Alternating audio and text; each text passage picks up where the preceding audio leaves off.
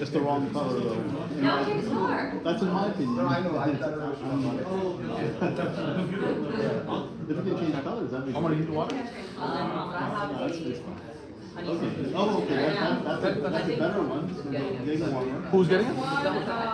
There you go. There. Okay. Huh? There's the color. No, I didn't. Okay, no, we're not together. Oh.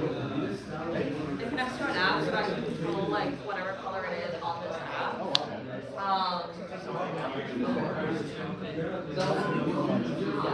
Assalamu alaikum wa rahmatullah. Walaikum assalam wa rahmatullah.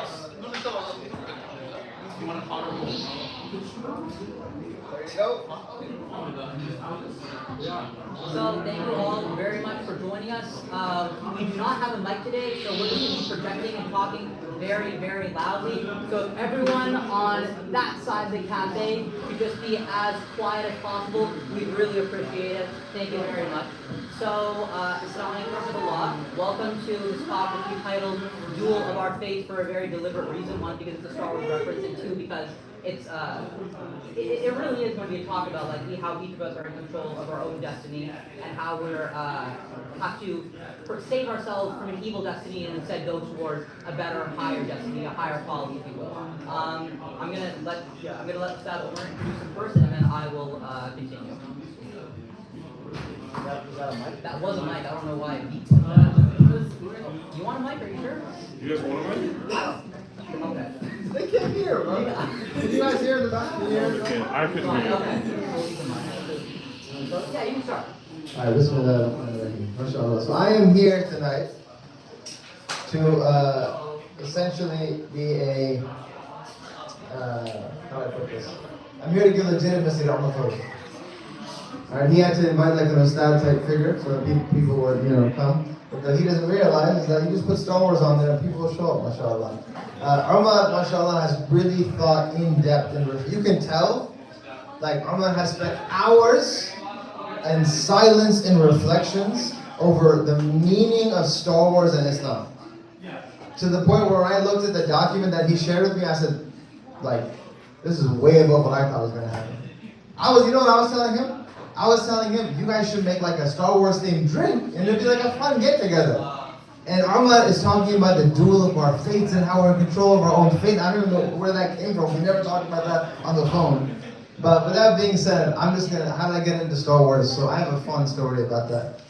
Anyone here from a time where we didn't have unlimited Wi-Fi on our phones? Unlimited data? Yeah. So when I was studying in Chicago, at a school called Darth, I didn't have unlimited data. And the place I lived in, the brother who owned the apartment, he wouldn't purchase Wi-Fi.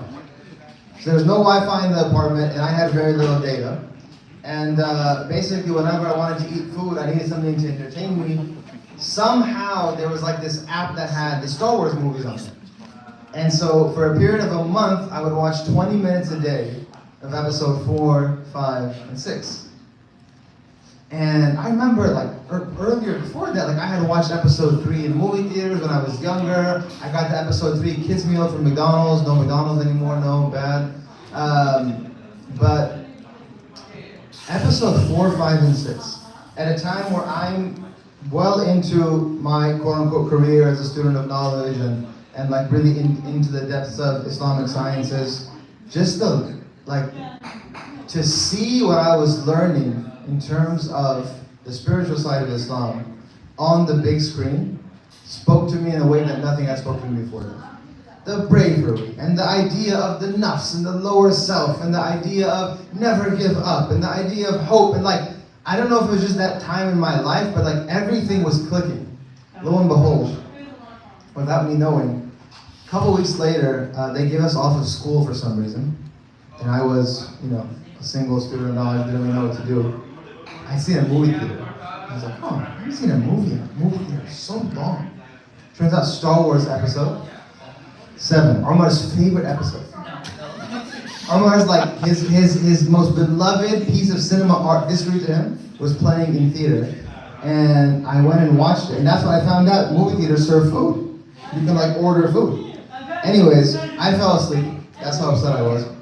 But that's my relationship with Star Wars, that to see what I knew in theory of Islamic spirituality and kind of the the purpose of life type discussions on the big screen with amazing dialogue and acting, and of course lightsabers. It spoke to me in a way that's what brings me here today. So we'll let Amar tell his story. Thank you very much. So my story is, Assalamu alaikum. My name is Omar Farouk. Another Omar because we want to make things very confusing here at Babwa. I'm the programs manager for the cafe, so I'm basically the one who does all the events and coordinates speakers and those sort of things. I'm not usually up here, I'll be honest, but this is the only thing I'm actually qualified to talk about. So, one time actually, what's it called? Are you guys familiar with a guy named Saad Yaqub? Yeah. He's a very intelligent individual, right? I've never won a debate with him in my entire life. The only time I ever won a debate with him was about Star Wars. So like, I'm just trying to say my credibility here. My personal history with Star Wars was, I'm pretty young, I'm like 26. So the very first movie that I actually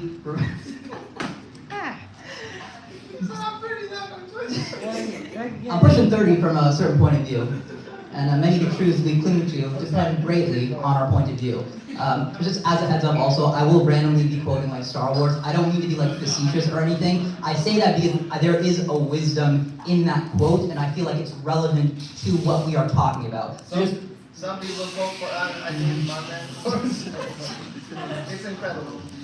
And I might do the accent too, so just don't be like off-put if I do that. So it's because when I was in 2005, Episode 3 got released. And that was actually the first time I think I was actually aware of any kind of movie being released in the entire world. Like Episode 3, if you remember, the marketing for it was like everywhere. Like you said, there was like Burger King commercials. It was just like in every promo, on every single channel, on every single commercial. Like you could not look anywhere and Star Wars would always be there. And then I remember talking to Mom, I'm like, hey Mama, like, look at this crazy thing called Star Wars. Like, have you ever heard of Star Wars? And she's like, Omar, Star Wars has been around for the last 30 years. I'm like, what? That's crazy. There's no way that's true. She's like, yeah, Omar. And then she like taught me the whole history of Star Wars. And she would tell me like summaries of Star Wars, like who all the characters were, like Luke, Darth Vader, Obi-wan, Kenobi. And I knew that like I had to see this movie. Like it felt like my destiny. Like I was so committed to seeing this movie, I wasn't allowed to. I was 6 years old. And my mom probably, she made the right choice. But that was like probably the first great disappointment that I ever had in life, not being able to see Revenge of the Sith in theaters. It was devastating, okay? I was making the walk to see Star Wars, probably. So it matters a lot to me, all because of exactly what you said. I see like the stories and the messages and the morals in Star Wars, and I'm like, so much of this is directly applicable and inspired by what I see in the Quran and the Hadith. Like these are godly messages. And I don't, like, again, I'm not being like sacrilegious or blasphemous when I say this. I mean that with utmost sincerity. Like if you watch Star Wars with the right intention, it can actually show you things about Islam and about life and make you like a better person. It can make you a better Muslim. And I also like it from a generational aspect too, because to me it was a way that I felt like I was connected to my mother. And I was like, oh, I'm the apprentice, you are the master. And like, it's a very generational story. And that's one of the themes in Star Wars in itself. It's a very generational story. So that's my history with Star Wars. This thing means a lot to me, okay? Like, probably this talk, no pressure on me, but like this talk probably matters more to me than any other event I've ever put on in my entire life. It's all my training has led up to this.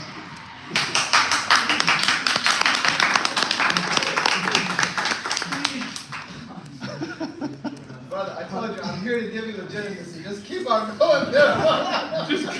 Let it out, man. Let it out. Just go ahead. Go ahead. That was like a dissertation. I was like, oh my God.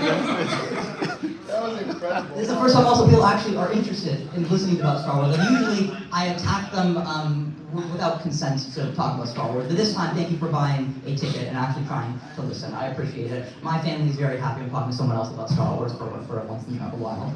Huh? I charge $3 for it, but I'll do it for free. I'll pay you money.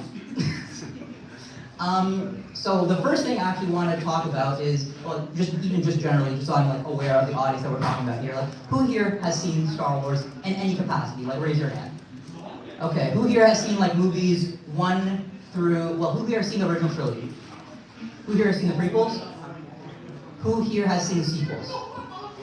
And then who here has seen like a TV show beyond that?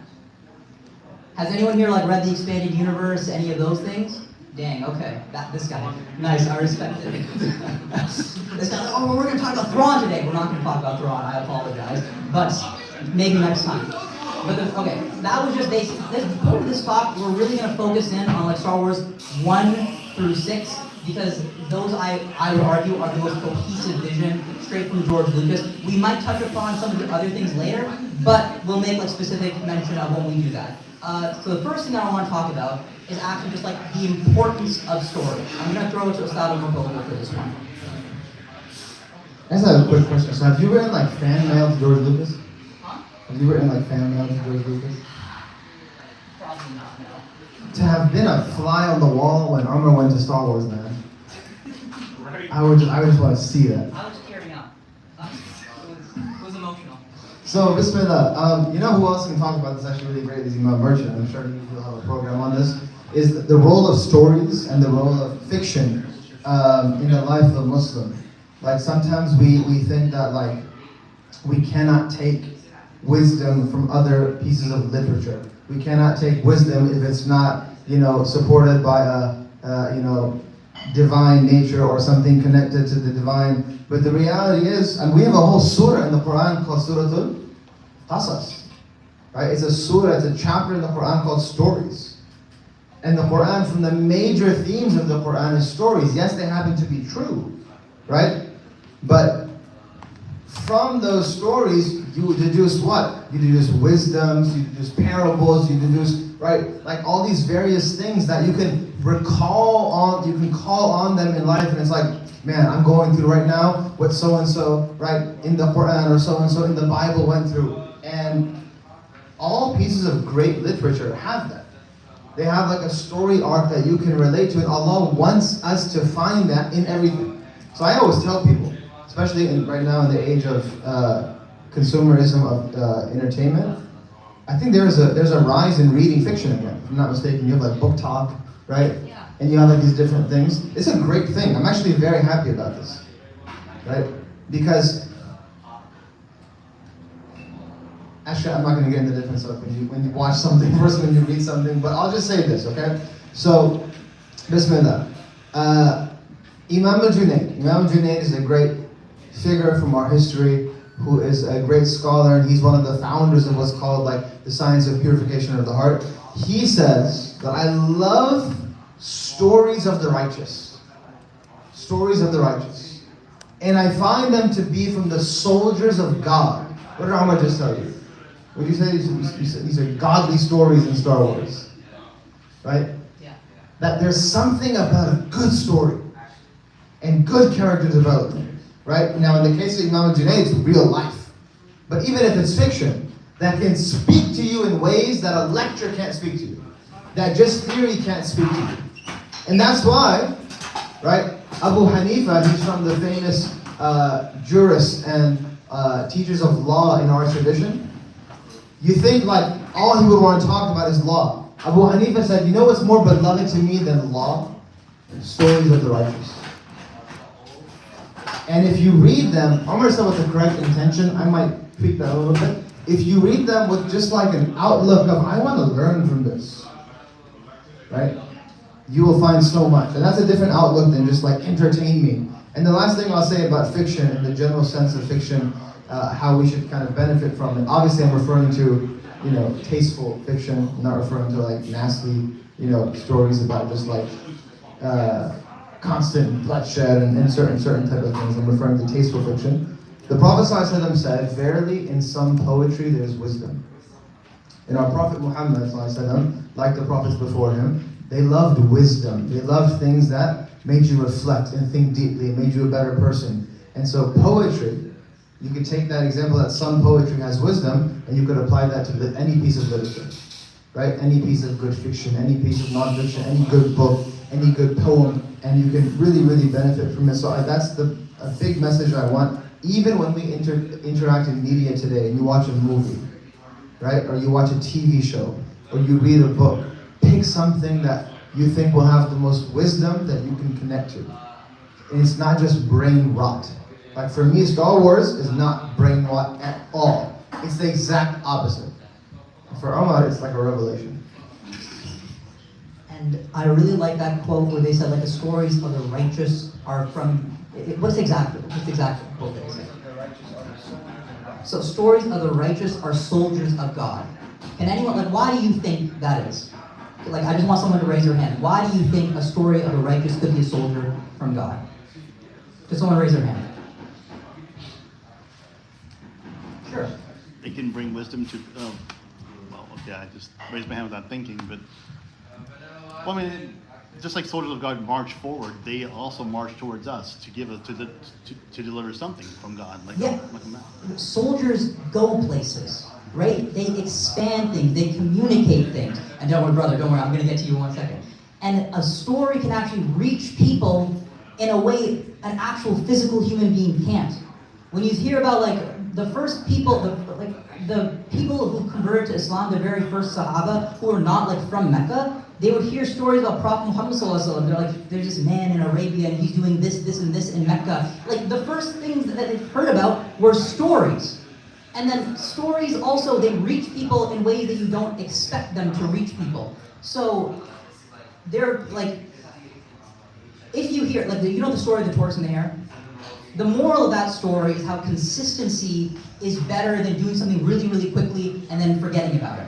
That's a very Islamic message, because Allah subhanahu wa ta'ala cares more about consistency than, like, doing something in short bursts. If you're someone who's reading like half a page of Quran every single day, that's better than you reading an entire juz once a month and you never touch the Quran. If you're someone who is like praying all 5 of your prayers and that's it every single day, but then there's someone else who only in Ramadan they're praying all 5 of their prayers and they're doing every single nafil, every single tarawih, every single sunnah, but they're only doing that in Ramadan and then they're never worshiping Allah again after that, like, one of these is superior. So in that story, in the tortoise and the hare, even if you're not Muslim and you hear that story, you're going to listen to that and you're going to be like, wow, consistency is good. And then later, if you hear about Islam and then you hear, oh, Allah subhanahu wa ta'ala also says consistency is good, they're like, oh, that's really interesting. You learned about this Islamic concept through a vehicle that wasn't explicitly Islamic. And this happens so many times, all the time. So brother, yes, what were you going to say? I guess stories of the righteous, right? I think for me, the basic commandment in the Quran, which is by he who creates the soul with knowledge of good and evil, he succeeds who fills it with good and he fails who fills it with evil. So the stories of the righteous are really about stories about people who are filling it with good. Yeah, and so much of the Quran is stories of previous prophets, right? There is some like legal rulings and stuff in the Quran, but a lot of it is stories. And also the things that touch people, I think this goes into what Imam Abu Hanifa said in performing the stories of the righteous of death. When you teach a child something about like morality and or anything, you don't really say like, these are the rules, this is the fiqh, this is how you do it. You tell them a story, and you hope that they glean the message from that story. Even like as a young kid, my mom only ever let me see PBS because like she thought those were the only stories that like had morals in them. I was not on that Cartoon Network game, unfortunately. No, I can only see PBS. Clifford the Big Red Dog. Arthur. Yeah, Arthur. Let's go. Dragon Tales. Mr. Rogers' Neighborhood. You want to like keep going? I don't know. Barney and Friends, Sesame Street. Barney. Those are my shows. Those. And again, these things matter because like if you're constantly exposing yourself to good, you will begin to exhibit good. And if you're constantly exposing yourself to brain rot nonsense, just waste of time, you're going to exhibit brain rot nonsense, waste of time. And we need to be very intentional about the stories we consume and the stories we produce. So that's pretty much everything about like just the moral truths and why we're doing this talk in general. And now I want to throw back to Ustad Omar Pope. He's going to talk about some of the direct inspirations for Islam in Star Wars. Sorry, direct inspirations from Islam in Star Wars. So we're both going to, and then toward the end, inshallah, we'll open it up for discussion. I mean, just the amount of notes that Omar has to walk around. It's just really beautiful. Do you like? I don't know if it's the age that we live in. Like, I get so happy when I see someone excited about something, right? Or someone who's like a master at something or like professional. Now, obsessivism is a different issue, but in this case, it makes me happy. Trivia time. Who knows what? Don't answer the question. Who knows what Luke's home planet is? Raise your hand. Luke's home planet. Yes, sir.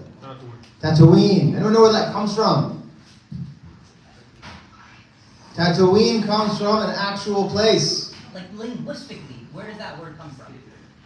I kept thinking tattoo, but I don't know. Yeah, it comes from Tetuan, which is in which place? Morocco. George Lucas went to Tetuan.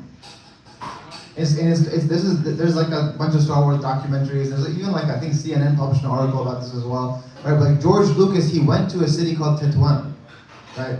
And he saw their dress, he saw their robes. I wore this today, right? He saw their robes, and he saw kind of like the desert Bedouin, Berber-esque type culture that they have there.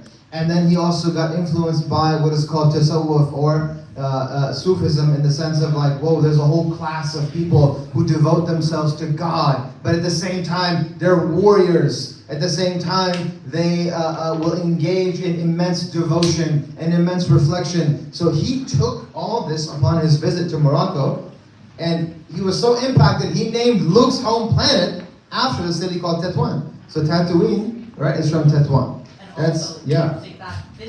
And physically, the place where they actually filmed the Tatooine scenes is in Tunisia. So I'm sure he absorbed some information from just being around there as well. 100%. So let's talk about some things. I mean, let me see here before I step on Amar's toes. Give me a second, guys. So we're going to talk a heaviness about the Force, the dark side, and the light side, right? But I want to talk about a bit about Jedi, because for me, right, the Jedi to me is just, they're like samurai meets ninjas who have a code, right? Who like follow a sacred law, and they're just so special to me. So let's talk about them briefly, right? You have a group of people. Yeah. No, well, I just wanted to say like some more direct influences, and then we can go. Yeah. And because like you mentioned the inspiration from the name Tatooine, I also want to say there's other planets and other like concepts in Star Wars that directly come from Islam. The planet Mustafar, for example, is very similar to the name Mustafa, and that's deliberate because Mustafa means the chosen one. Mustafar is the planet where Anakin Skywalker, the chosen one, falls. The term for Jedi actually itself, I believe it comes from an Arabic word, al-jadi, which at least what it translates to on the website that I looked at, it said master of the mystic way. Yeah, so I mean, like, I'll believe that website, sure. And also, again, George Lucas, like, he directly, actually, there was a Sufi order in California that he consulted when he was creating stuff about Star Wars. So again, just very clear, direct influence. George Lucas took a lot of inspiration from other religions too, Christianity, Buddhism, but like, the beautiful thing about, if there's something good in a religion, you can connect it back to Islam. Because like most religions, they come from this original chain of Allah subhanahu wa ta'ala revealing a message, and things kind of get moved, things kind of get changed, things might argue, you can even argue they get corrupt a little bit, but like fundamentally in most religions, there's this idea of like looking at a higher power, being humble, battling against the inner demons within yourself, and those are in all the religions, and it's in Islam too, and it's a very core idea in Star Wars. So now I'm going to give it back to you to talk about the Force and the Jedi. So Jedi, so Jid, by the way, in Arabic, means like a level of seriousness. So to me, I'm just being personal here. I'm on this path of seeking sacred knowledge, and I have to spend hours looking at Islamic law books and theology books and debates between Christians and Muslims about the nature of God. And then you get to Islamic tasawwuf, or what is known as in modern times Sufism, and purification of the heart. And you read stories about the great men and women of Allah and how they put themselves through struggle so that they got love of the world out of their heart, love of fame out of their heart. And they were very sincere, and they were giving, and they would sacrifice for others, and they have what's called ithar. This is an amazing word in Arabic. Ithar is it's not when you serve others.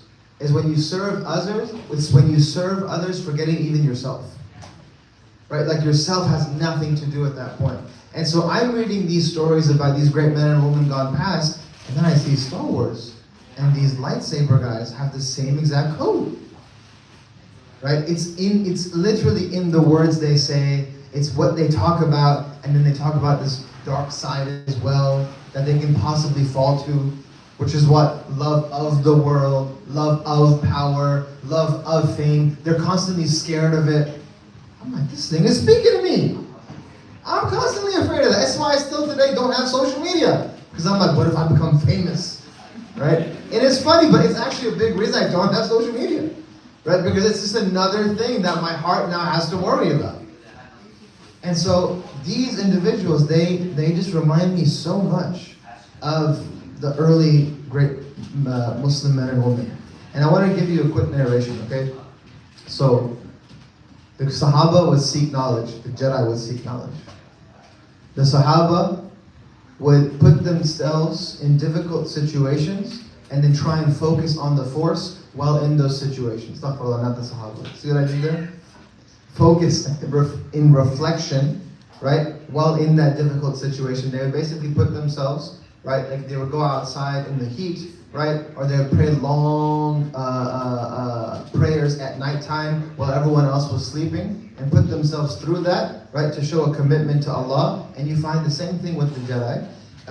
They would put themselves in difficult situations. But what about being a warrior? Because the Jedi are warriors. And they've always been warriors since their inception, but we can't talk about anything before movie number 1 today. Sayyidina Ali ibn Abi Talib, there's a narration, it's authentic, that a non-Muslim was in an army against him, and that this non-Muslim, he ends up becoming Muslim much later. He says that we were in a small army ready to go attack the Prophet Muhammad and his companions in Medina. And that we were in 3 flanks, a left group, a right group, and a middle group. And all of a sudden, from far away, we see like a man in armor with a sword over his shoulder walking our way. And he's coming our way, and all of a sudden, 3 people from our right flank are gone.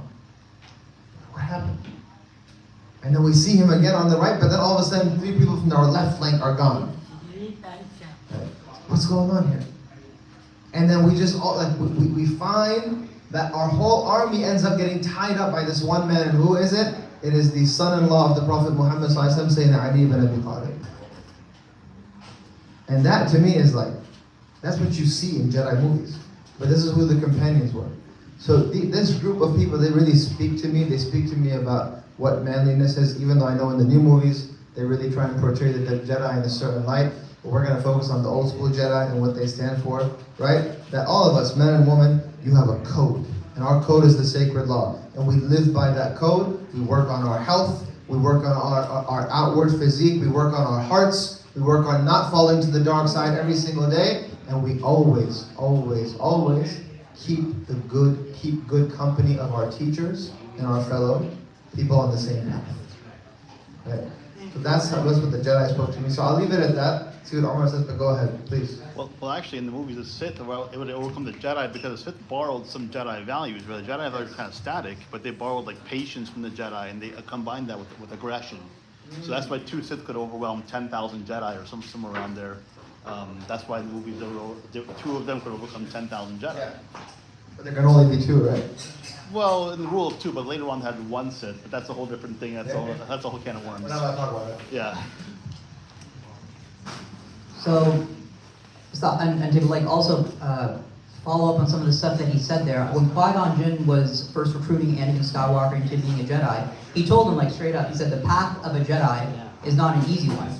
And it is difficult to be a Muslim, to be a Jedi. You constantly have to strive against the evils within yourself and the evils elsewhere. But you find that all the Jedi, they are surprisingly at peace.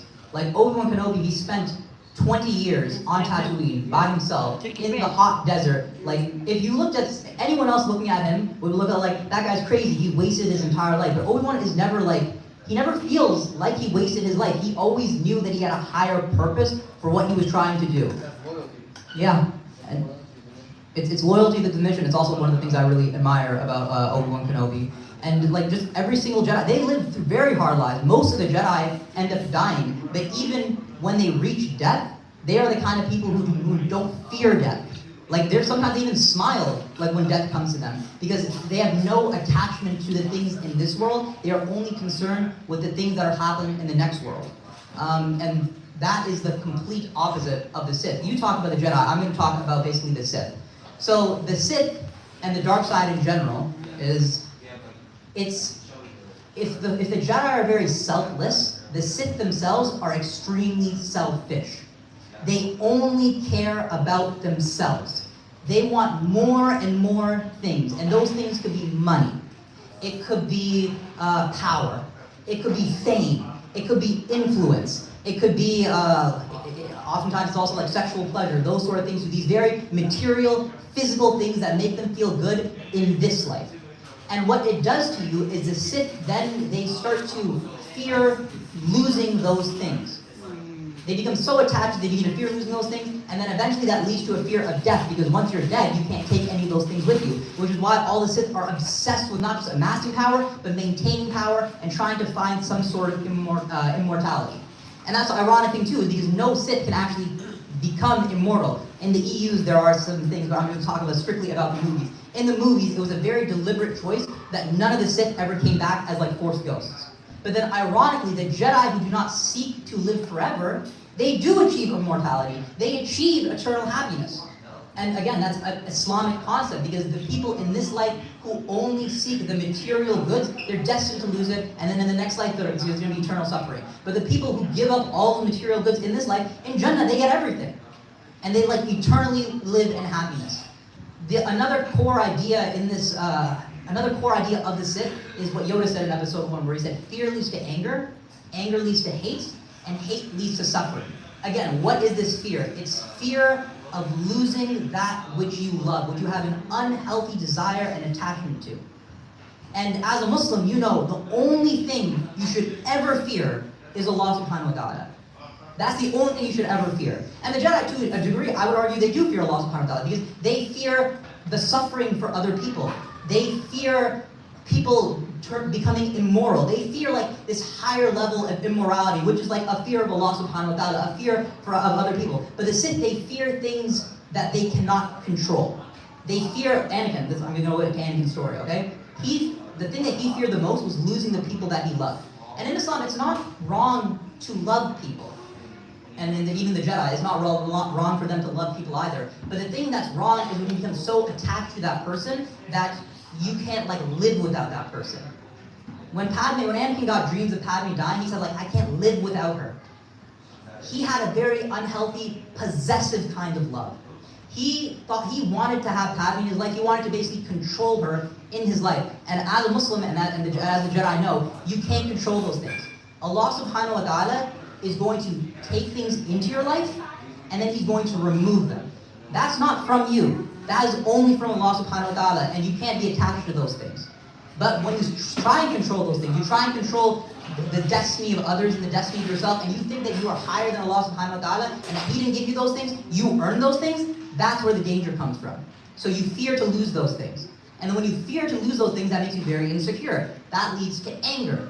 When you're angry, you lash out to people. I think one of the Sahaba, he said that anger is the key to all evil. Because once you're angry, you'll do anything. And Anakin does that too. When Anakin gets angry, he kills people. He loses his mother on Tatooine. He like flips out. He kills all the Tusken Raiders. He kills not just the men, but the women and the children too. When Anakin thinks that he's losing Padme, he actually chokes her. The thing that he was trying to protect, he became so obsessed with anger that he ended up hurting the person he cared the most about. He cared about Obi-wan Kenobi too, but when he felt like Obi-Wan was getting in the way of him and his connection with his wife, then he flipped out on Obi-Wan and he genuinely tried to kill him. So fear leads to anger leads to hate. You can see that very clearly with Anakin. That's an even more horrifying form of anger where it's all consuming. That's all you care about. Darth Vader is a character who just lives on hatred. That's all that's in his life. And honestly, he's miserable. He's miserable, and that's the last part. Hate leads to suffering. It leads to the suffering of other people, but it also leads to suffering for yourself. If all you have is fear, anger, hate, and you're like a Sith Lord, you live a very miserable existence. There's so many people out there, they have all this wealth, all this money, any woman that they want, any man that they want, if they're a girl, you, whatever, bro. They live the most horrible, miserable, insecure, saddest life. And I mean, there's a lot, and no material thing that you ever find in your life is going to fill that gap in your heart, because that's only something that love of Allah subhanahu wa ta'ala and love of a higher power can fill. So that's like the Sith, basically. That's the opposite to the Jedi, and basically how they destroy themselves. It's very ironic too, actually.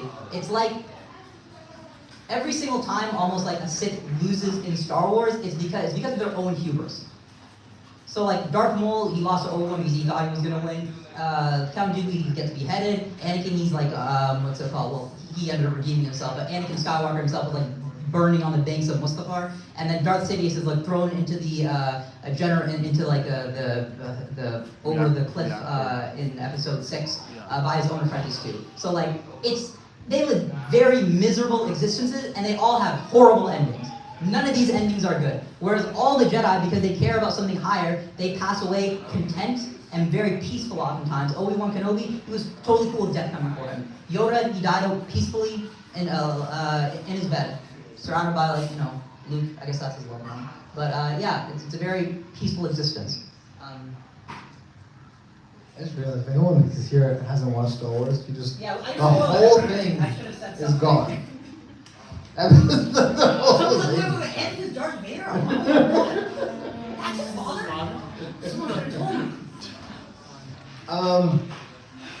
Yeah, I think we touched upon a few things here. We wanted to speak about kind of the role of the dark side, which I'm gonna really just summarize very, very well.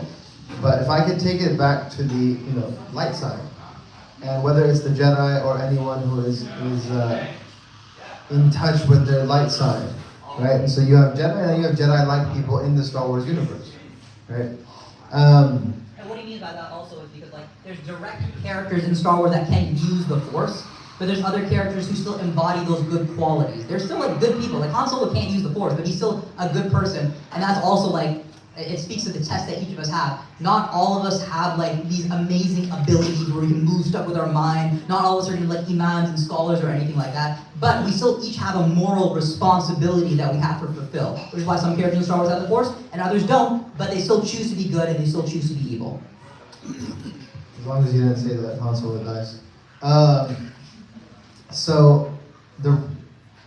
When I think about those who are on the side of the light, right, Jedi and Force sensitive and Jedi type people, they remind me of a story that the companions, they used to say that when they were in the thick of battle and they were frightful for their lives, they actually feared for their lives, that they would look at the Prophet Muhammad sallallahu alaihi wasallam and they would gain immense courage. Just by looking at him, they would gain immense courage. And this is one of my teachers, he told me, he said that it's the role of a righteous person to give hope to other people. Another one of my teachers told me it's the role of a righteous person to always keep others optimistic no matter what. And that's what you see in Star Wars, right? You see that, this is amazing, right? Till the very end, Obi-Wan doesn't give up on Vader. Could you imagine knowing what you know, how many people he's killed, men, women, children he's killed, oppression that he's committed, right? Sorry. Well, I'm including the series too, that's the thing. We can't include this, because even in the series it shows that he didn't really. Let's say Luke. He just ruined my whole point. I'm so sorry. The point still stands. The point stands is that, fine, you take Obi-Wan, right? Okay. Take Obi-Wan before the final battle. Luke. Right? No, I'm talking about Obi-Wan before the final battle with Anakin. Okay. Right? In episode 3. In episode 3. Okay. Your teacher's always there for you. Your teacher is always there for you. We have that in our tradition. One of the poets, he says that even our students who think that they can cut off from us, they don't realize that they never can cut off from us. We're never going to lose hope in them. And I really relate to that because so many people feel like, when I slip, I can't show my face in religious circles anymore. When I slip, I can't show my face to my family anymore because I'm going to be a disappointment to them. And we as people who, in my case, right, I run an institution, but we as people who have family, we have younger siblings, we have friends, we need to always be people of inspiration. You can be vulnerable and say, I'm not in an inspiring mood today. right? That's fine. But in general, we never, ever give up on people. Even when they're a detriment, we still try our best. In our books in Islam, in our books of law, we have a whole class of people that if they're a danger to you and your family, how do you deal with them? How do you still interact with them? How do you still try and fulfill their rights? Right? So I really love that whole discussion of teacher and student among the Jedi. You have it among the Sith as well, but the issue with the Sith is what? They're all jealous of each other. Yeah, they're trying to kill each other. They're trying to kill each other the whole time.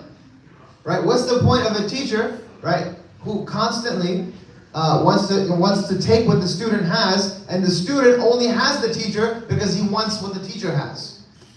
Versus, let me tell you a story. This is a scholar and a righteous man. His name is Habib Abdul Qadir bin Ahmed al-Saqaf. And he was from Yemen, and he moved to Jeddah, and he passed away 20 years ago. Okay? This man was known among the scholars in Jeddah as like someone who just no one disagrees with. Right? You go to him, you ask for his dua, you ask for his advice, he's always there for you. One time he was given a bag of money. It was about $50,000. Just look at the story. This is a real story. We heard this from his driver. $50,000. He said he got in the car after Dhuhr, and he told his driver, go to so-and-so's house, then go to so-and-so's house, then go to so-and-so's house, then go to so-and-so's house, until Isha, until the evening. And at the end of the day, he took the bag of money, he emptied it like this, and he said, oh Allah, bear witness that I've distributed it for your sake. Right? So his driver asked him, he said, Habib Ahmad, how did you get to this level where you can just do that selflessly? And he got embarrassed by the question, obviously. And he said, they kept driving. So later on in the drive, he said, you know what? I can earnestly say that when I was a student, I made supplication to Allah. I made dua every single night to God that He make all my classmates better than me. Like I truly wanted them to be better than me. And it's the exact opposite of the Sith. The Sith, the teacher, does not want you to excel. It wants to take any goodness it finds in you or any power it finds in you, and then the student only wants to excel over the teacher. So as you can tell, this is why I really love Star Wars. The last thing I'll say here, Can I say one more? yeah, please. And then that's the opposite of the Jedi too. Every single Jedi who's a master, they want their student to surpass them. And they're very encouraging in those ways. Qui-Gon says to Obi-Wan Kenobi, like, you're a far wiser man than I am. That's the advice that Obi-Wan Kenobi gives Anakin. And that's what Obi-Wan Kenobi wants for Luke Skywalker. They want these people to surpass them. And so on that note, and then inshallah, I hand it over to Amar, he can go and then probably open it up, inshallah, for some discussion here. One of my favorite but yet most disturbing scenes in Star Wars is episode 3. So whoever stays today is going to watch that. And even if none of you stay, Omar is going to sit here by himself and watch episode 3. It's at the end, okay? Where Anakin is doomed. Obi-Wan got the better of him. And he falls in the lava. And his legs are gone. His arms are gone too, right? Yeah, well, one arm. One arm is gone, exactly. One arm is gone, his legs are gone. I mean, he's done. There's no way he wins this. What does he say? I hate you. He just screams, I hate you. And that speaks to me, so like even till now, I get shivers just thinking about it, right? That is what an unchecked ego looks like. What did the brother say before? I guess he walked away, right? He said, well, the summary of the Quran is this one verse, right? Successful is the one who purifies themselves, and failure is the one who does not do so. So if we don't purify our hearts, I mean, you can be in the just, like, all he had to do was show Obi-Wan just a little bit, right? And Obi-Wan would have saved him and taken him. He just would have showed him a little bit, just something. But your ego can, in your nafs, in your lower self, can be so corrupt that it won't even let you save your own life. And sometimes we think to ourselves, how are there people in existence And this goes back to the problem of evil that Christians have dealt with and Muslims have dealt with, right? How can there be such evil people in the world who commit such atrocities like we see in Gaza and Palestine today? May Allah grant them ease and grant them mercy and protection, but all around the world. How can they do heinous things like that to children? It's an unchecked ego. It's an unpurified heart. If all you know for majority of your life, power, money, lust, and all you're putting in your body is that, and there's no purification, there's no self-reflection, there's no higher goal, there's no afterlife, there's no becoming one with the Force, right? There's none of that. Then you can do the most heinous things. Like Omar said, Anakin, when he found out they killed his mom. They killed his mom or his mom died, sorry. They killed his mom. Right? The Raiders killed his mom, thank you. When they killed his mom, he killed men, women, and children without thinking. Without thinking. Boom. And so one thing I really take from Star Wars is that, and I thank George Lucas for putting this on the screen, honestly. Because you see what an unchecked nafs looks like. And then you have Yoda, and you have Qui-Gon Jinn, and you have Obi-Wan, and you have Luke eventually. Even though they try and make him seem like a pansy in the 7, 8, 9. But what a purified heart can look like. Right? The foundation of a hero is a purified heart. The foundation of someone who can make great change is a purified heart. May Allah grant that for us. I want to talk about two things before we throw it over to questions and answer discussion. The first thing you said about giving hope.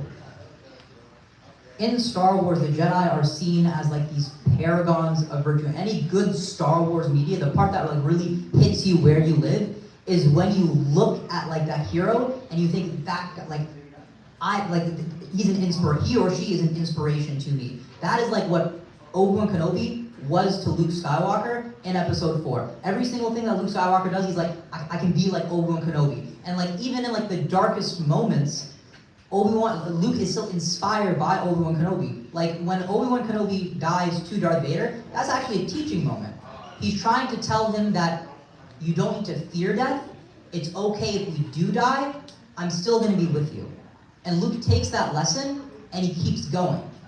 And then the other thing that happens is, like, again, as a Jedi, having hope in the ability to redeem people and that they can like be better, that's so critical. And it's actually really ironic because Obi-Wan and Yoda, they lose hope that Darth Vader and Anakin can ever come back to the light. But Luke Skywalker, because he recognized the Jedi teachings and he believed in their power and their ability and their inspiration for something better, he saw the hope in Vader that none of his other teachers could see. And in that moment, Luke actually became like the truest Jedi, because he understood the ideals and the foundations better than his own teachers, and he taught his teachers something in that moment. So, and that's like, and again, that's when Luke becomes the true Jedi, because in the end, he was right. He is the kind of person who went up to the most horrible person in the entire universe, like the second evilest man in the entire universe, and he brought him back. And that, again, that's such a fundamental Islamic concept. So many of the Sahaba were horrible. My name's Umar, his name's Umar. Umar ibn Khattab, the original Umar, he was a bad guy. He drank alcohol. He was a murderer. This is a guy that killed his own daughter. He buried her alive. Okay? He became one of the greatest Muslims to ever live. Prophet Muhammad said, if there was a prophet after me, it would be Umar. He was one of the most just, one of the most inspirational, one of the most compassionate people that you ever saw. Like, this is a person who would cry because of all the horrible things that he did before. Khalid ibn Walid was a person who killed Muslims in battle, and then he became the sword of Islam. Like, no one is beyond this level of redemption. You always need to leave that door open for them and believe that they can be better. Musa alayhi salam, he went up to Fir'aun. Fir'aun was never going to become Muslim, or he was never going to believe in Allah subhanahu wa ta'ala, but he always had that potential. And the crazy thing actually, when Fir'aun was dying, that in his last moment, in like his last breath, he accepted that Allah subhanahu wa ta'ala was the creator of everything, that Prophet Musa alayhi salam's Lord was the true Lord. But by that point it was too late. He's like, in Islam, you can be forgiven like up until the very last second, up until like your soul goes past your neck. But if it's past that point, then it's too late. But I'm saying even that guy, the worst person to ever live, even he could see the truth, and there was potential for him to be good. So you never give up on that hope for other people. And that's also, again, what the Jedi represent in this ability to be better, because they are better and they see the good in everyone else. The last thing I'm going to talk about is, I just want to talk about Anakin's story very clearly. You talk about the ending. But when you look at Anakin Skywalker, he starts out as a good person. He's a boy who only cares about other people. There's nothing wrong with him. And that's very representative of the way Allah subhanahu wa ta'ala innately creates all of us. He creates all of us with a fitra, something that draws us towards him. And Anakin's pure, but then as life goes on, as we become more invested in the material world, as we're tested, eventually we fail, we make mistakes, we get more and more entrenched with materialism, our own desires, our own nafs. Anakin slowly goes on a progress of becoming more and more evil. And the things that take him down are actually diseases of the heart. He is envious. He's envious of Obi-wan Kenobi's ability. He's arrogant. He assumes that, like, oh, I should be the greatest Jedi that ever lived. Like, Obi-Wan Kenobi, he's holding me back. Why aren't I on the council? I'm so great. I'm so amazing. He gives into his anger. These are like actual things that Imam al-Ghazali, a very prominent Imam, wrote about. And these things consume Anakin. They don't consume him all at once, but they consume him very, very slowly, because he gives in little bit by bit by bit. He's a good person in episode 1. In episode 2, he starts to lash out. He starts to feel jealous. He starts to feel anger. And then in episode 3, he like completely goes all the way. But even then, it's a slow progression. Like when he's trying, when he's deciding if he should kill Count Dooku or not, he's like, I shouldn't. It's not the Jedi way. But then he does it. He kills him, and he feels guilty. But the more you do something evil, the more black your heart becomes. And yes. Well, actually, Anakin is pushed towards the last thing by Palpatine. He's No, like, do yes, it. no, but that's the other thing too. It's each of us were pushed towards something by Shaitan, right? Shaitan, like there's going to be, it could literally be Shaitan, or it could also be another Shaitan that you meet in your life. It's just some evil influence is telling you to do something wrong that you know is wrong. But also at the end of the day, it's your choice. You have to be the one to say, no, I can't do that. I'm going to resist that evil. And the other, also, the thing about Shaitan is too, Shaitan himself didn't start out as being evil. Shaitan was actually a good dude. He, in Jannah, way before Adam and Hawa were created, the first humans, Shaitan was like, great. He was like fantastic. Everyone loved him. All the angels loved him. But the thing that destroyed Shaitan is the same thing that destroyed Anakin. It was his arrogance. When Allah subhanahu wa ta'ala created Adam, he said everyone should bow down to Adam. And Shaitan said, I'm not going to do it.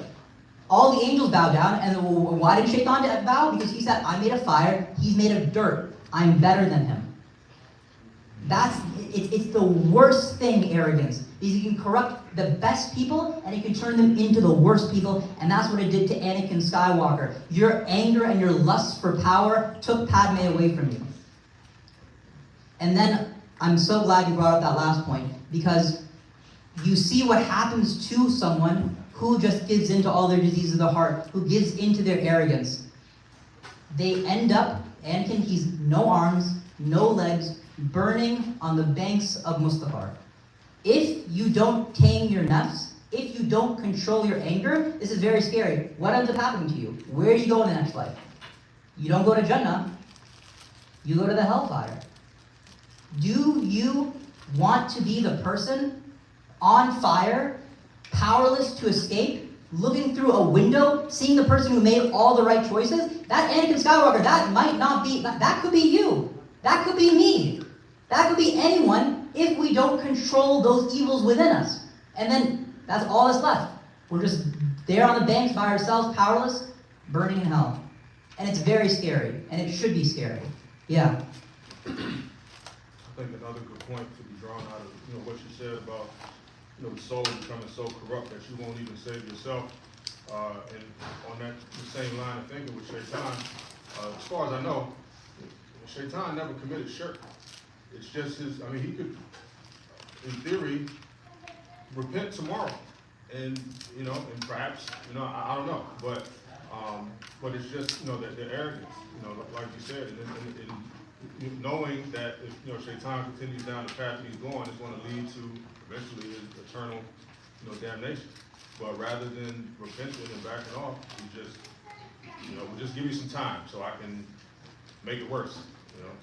So, and No, continue. yeah, well, I mean, you know, that's the main point, just, you know, drawing that same comparison that with Anakin, like, rather than asking Obi-Wan for help, you know, all he can say is, I hate you. Yeah, and you know what Shaitan's gonna do when he's in hell? At the very lowest level, everyone else is suffering, Shaitan's gonna be laughing. He's laughing, and everyone's gonna be like, why are you laughing? And he's gonna say, it's because I got all of you to be down here with me.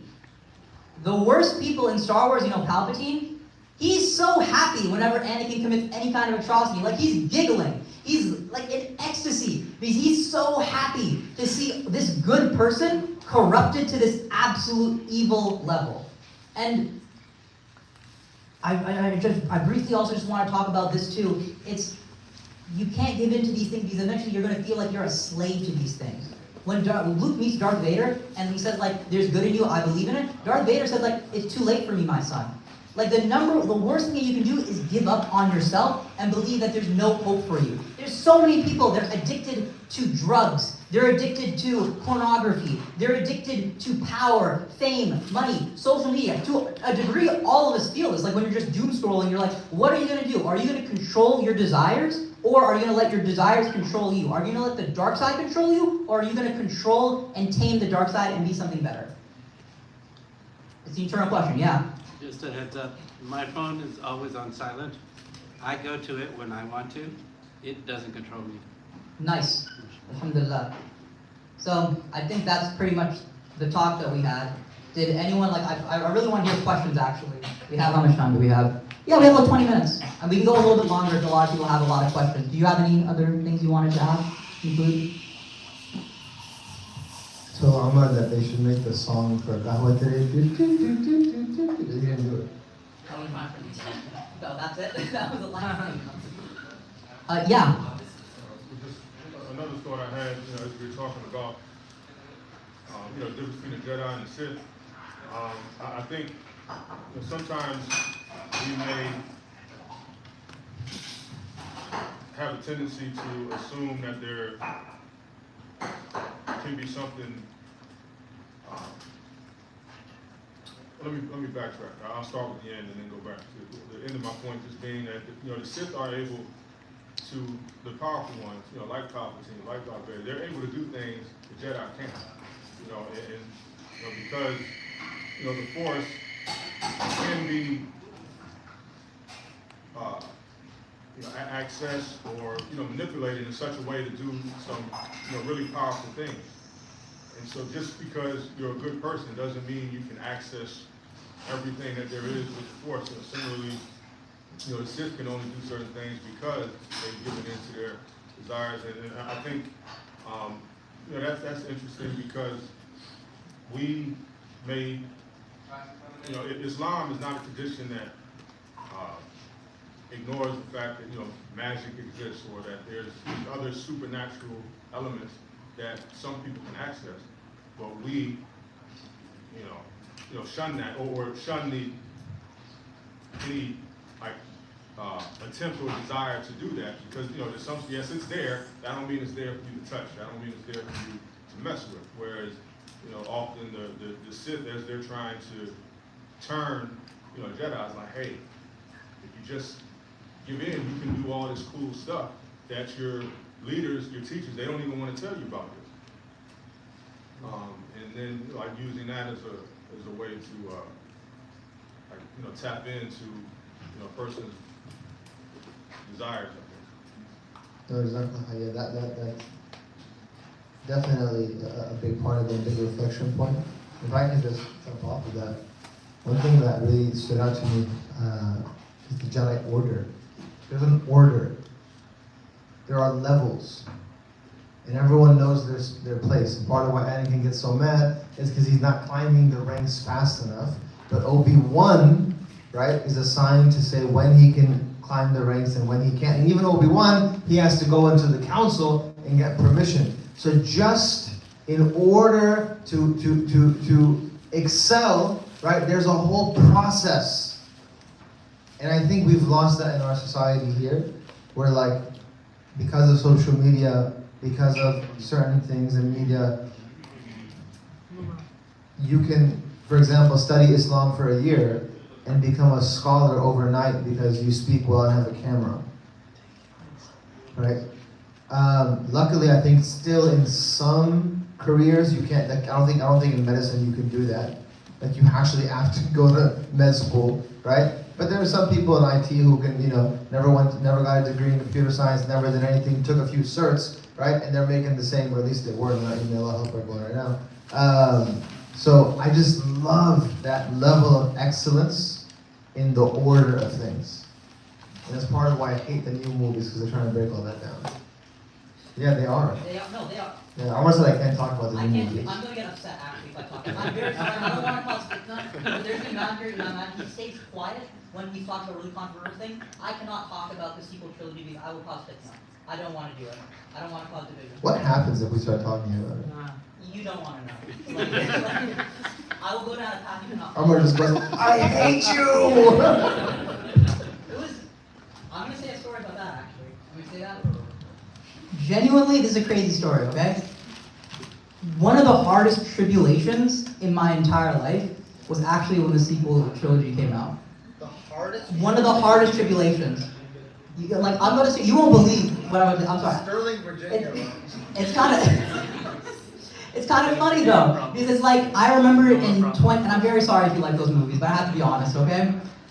In 2017, when The Last Jedi came out, I was pretty stressed out. I had like a lot of very, very stressful exams, and I was like, finally, I can just see Star Wars, I can take a break in my finals, I can just see this one movie. And then when I saw the credits roll, my heart was split in two. I was just like staring forward, and I was like, SubhanAllah, I don't know what's happening. For the first time in my entire life, there's a Star Wars movie that I don't love. And I needed to like process that, okay? On the car ride home, I was just talking about it with my family, and we're like, I couldn't believe this thing that looked like Star Wars didn't feel like Star Wars. And again, you can tell why I love Star Wars, because I love these Islamic, Muslim themes that are inside of it. And to me, The Last Jedi, I felt it didn't exemplify any of those. And in fact, I often felt like it advocated for the opposite. Things like giving up. These paragons will give up, and they will turn their back on the Jedi and the Force. And to me, that was like turning your back on Allah subhanahu wa ta'ala, because like you're turning your back on these godly ideals. It's this idea that you don't need training anymore. You can just like do whatever you want because you think you're good. Like it was devastating to me actually. And then later, one time, I think Star Wars actually broke my heart. Because I'm not even kidding, like I would have sleepless nights over Star Wars. I'm gonna talk you into it. I would have sleepless nights over Star Wars. I just kept complaining to my mom over and over about Star Wars. Like I don't even recognize Star Wars anymore. I used to love Star Wars, and then sometimes I just think about Star Wars and just like start tearing up a little bit. And then you said something that was very interesting to me. You said sometimes you need to, Allah needs to break your heart. And I heard that, and I wasn't ready to hear it. I'm like, that's cap shit. I don't believe you, okay? I don't want my heart broken. But I think that needed to happen for a couple of reasons. One, because I thought Star Wars was like so perfect. I thought Star Wars was like untouchable, but the only thing that's perfect is actually Allah subhanahu wa ta'ala. And there was a lesson in that. And then it was also good because it helped me like empathize with people who actually did have their hearts broken. And so they're like, man, like, Mariam, I can't believe she did this to me. I'm like, I know exactly what you're going through, bro. Exactly. I had it worse, actually. This is a lesson. I'll never break your heart, or what? You realize you had a Sith relationship with Star Wars? Yeah, I did. I was too attached. I have to let it go. As long as you understand. I did. I was making the watch Star Wars. I still do. Well, I mean, I'm so sorry. One second. What did you have? Huh? I have to let it go. You said you make dua for Star Yeah, Wars? every now and then. I do. well, I mean, in episode 3, they show, of course, Jedi carry mostly blue or green lightsabers, and the Sith carry red. And of course, they carry red because they actually want to bend the Force to their will a little bit. They want to make the crystal bleed. Yeah. But then Mace Windu actually has a purple one, so he controls both dark and light. Yeah. And I do think that both orders have some level of virtue. I mean, for example, Jedi, of course, they have all these nice virtues, which you guys just talked about, but there are things the Jedi didn't do. They didn't help slavery in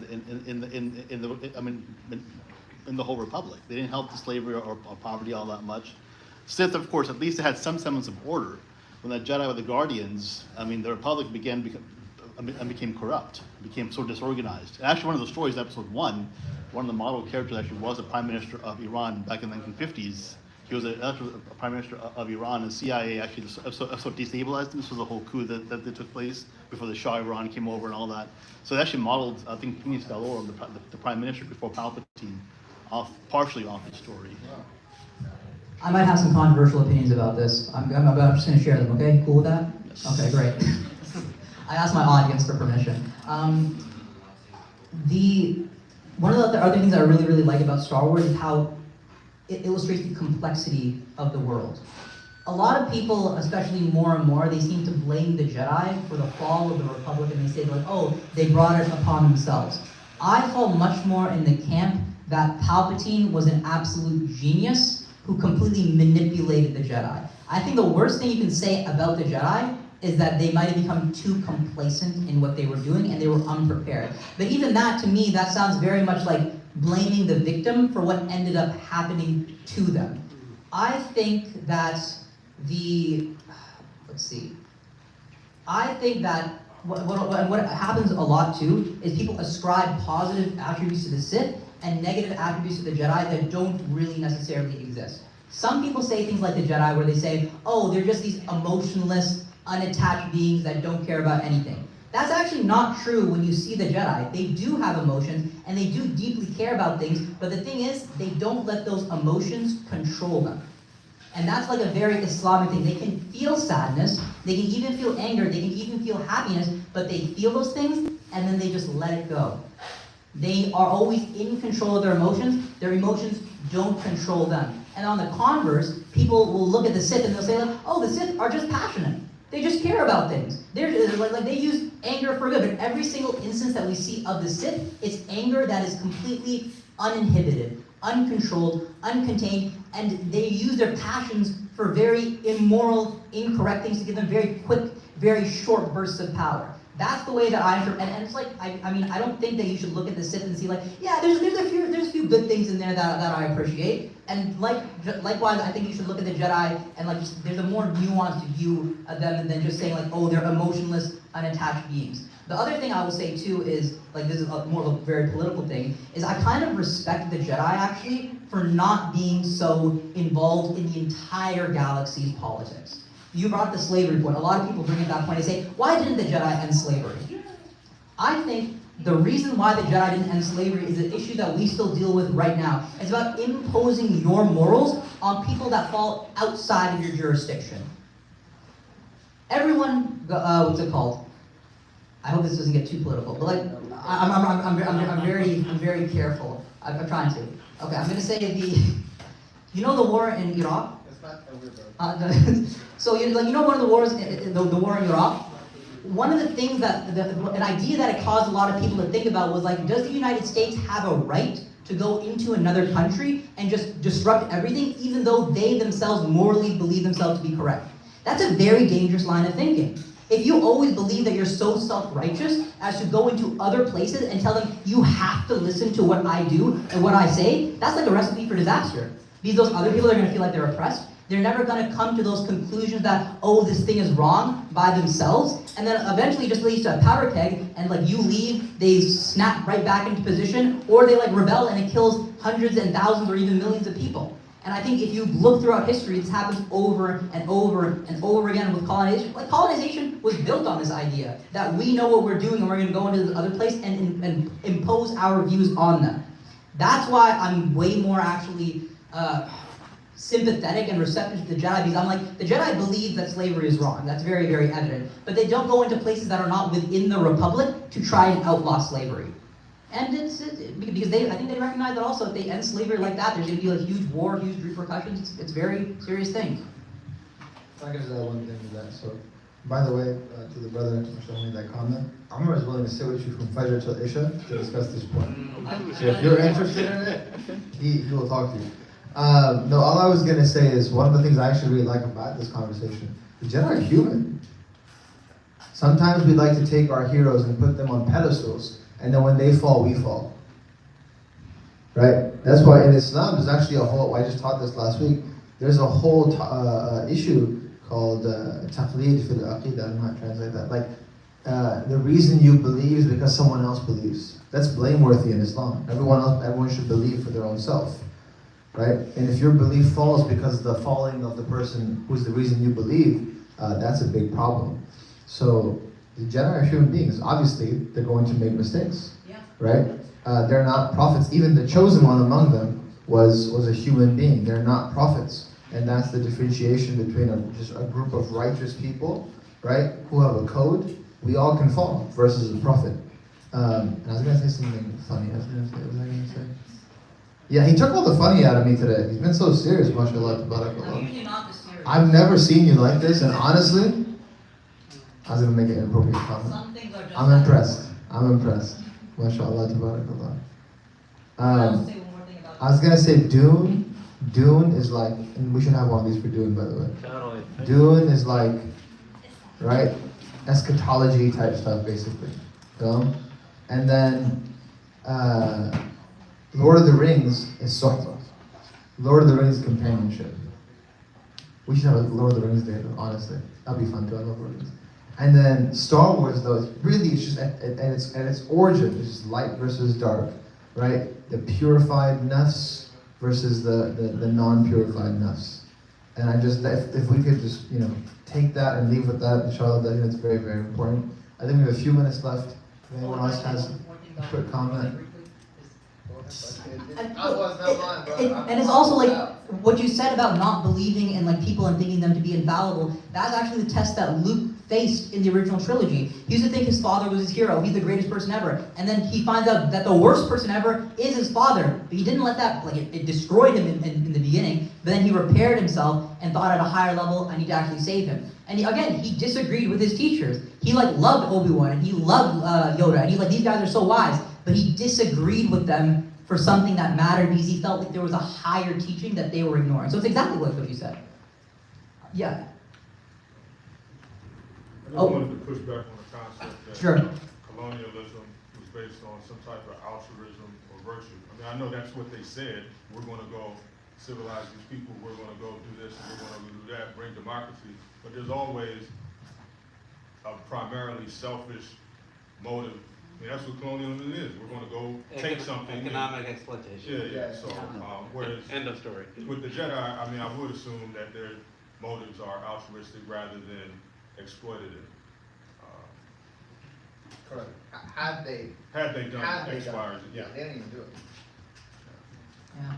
Anyone else? Comments? I really want to hear like any comments, questions about anything. Yeah. No, I was just going to say the same thing you guys were talking about the Jedi really trying to, not go against the slavery and stuff like that because of the set of orders. It just reminds me of like the Muslims not going against the rulers, and stuff like that because of certain order. If we go against the rulers, even though they're doing bad, stuff like that, it may cause more chaos. Yeah. And the Sith was like, look, we should go and establish order. And they cause chaos to try to establish order and stuff like that. So they both think they're doing the right thing for the greater good. Yeah. But just like, causing the empire, honestly, causing one big empire is great. Just having the great empire and stuff like what the Sith did. They were doing this to cause order and to have everything, stop all the fighting. But it did cause a lot of chaos in between. Yeah, like I said, I brought peace, freedom, justice, and security to my new empire. Yeah. Your new empire. Yeah, that's what the emperor was doing. Was trying to cause, everything peace. But that's what they were really doing, and they're really trying. So both of them had their own little way to establish peace. It leads into another question about like how much the ends justify the means. But we can't go into all of that. But there's a question, yeah? This would be like a random, not really involving, but still Star Wars.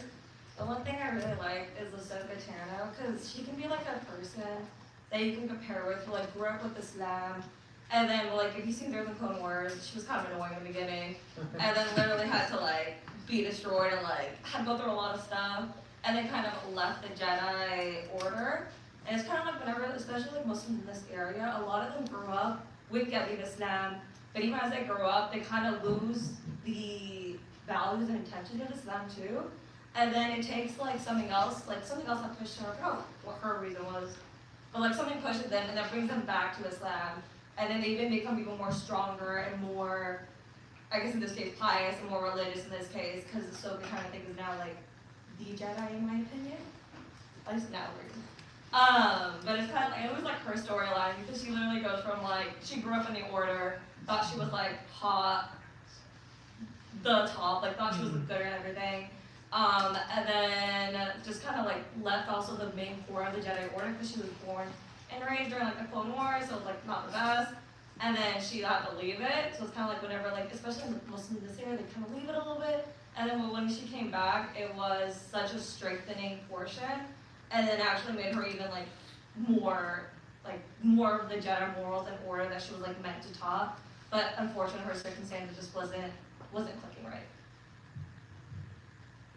I agree with a good amount of what you said, disagree with some things, but I'm not allowed to talk about Ahsoka because honestly I can't talk about anything outside of movies 1 through 6. Any other questions? And, you know, and I was one of those people who really didn't like Ahsoka when she first came. I'm like, bro, she's such a brat. And I'm also very into like the canon of the very specific 6 movies. And I was like, Anakin having an apprentice? Like, this is outrageous. This is unfair. No one understood it. Never mind. But like Ahsoka, she went through this journey of like training and being humbled, which is an experience that every single good Jedi needs to go through. If you look at most of the Jedi when they're Padawan, they're really reckless, they're arrogant sometimes, they're quick to anger, and then they have to be humbled and center themselves and go through this process of just like stripping themselves away down to like their purest forms. And then they can rebuild themselves up as better, more stoic people. Any other questions? Thanks, guys. Yeah, I hope you had a good time, inshallah. And if you ever want to talk about any of these other things, I'm always around here. This is like where I work, so like I really hope you enjoyed it, inshallah. When's the Harry Potter one? When's the Harry Potter one? You know, do you know one of the drinks we have at Kahwa? We call it the buttered duck beer. I was really proud of that one. I almost didn't get by the board. But yeah, I don't think we can do a Harry Potter one too. I should warn you though, I'm a bit of like a Snape sympathizer. I think a lot of people are, not me.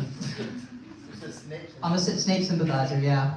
But I know we can totally do it. If you have any other suggestions, if you have like any other feedback, please give it to me. I'd love to take it in. Other suggestions for other shows and stuff that you want to do, please let me know. We're gonna take about, I want to say, let's give it 10 minutes because we need to set up the TV for the Revenge of the Sith. It's gonna be back there. We're gonna reorient everything. But you know, I hope you had a fantastic time, and I hope this really was a benefit. Anything good that was said come from Allah Subhanahu wa Taala. Anything incorrect, impermissible, mistaken, that comes from me and Ustad Murtopol. So please forgive us. A round of applause for Armor Photos, ladies and gentlemen. A round of applause for Ustad Murtopol. Thank you very much. Want to end the Surah Al-Asr? Want to end the Surah Al-Asr quickly? Okay. أعوذ بالله من الشيطان الرجيم بسم الله الرحمن الرحيم والعصر إن الإنسان لفي خسر إلا الذين آمنوا وعملوا الصالحات وتواصوا بالحق وتواصوا بالصبر سبحانك رب العزة عما يصفون وسلام على المرسلين والحمد لله رب العالمين. Thank you all very much. Thank you.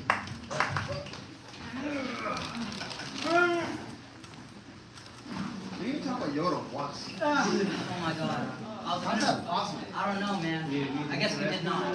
Ahsoka got brought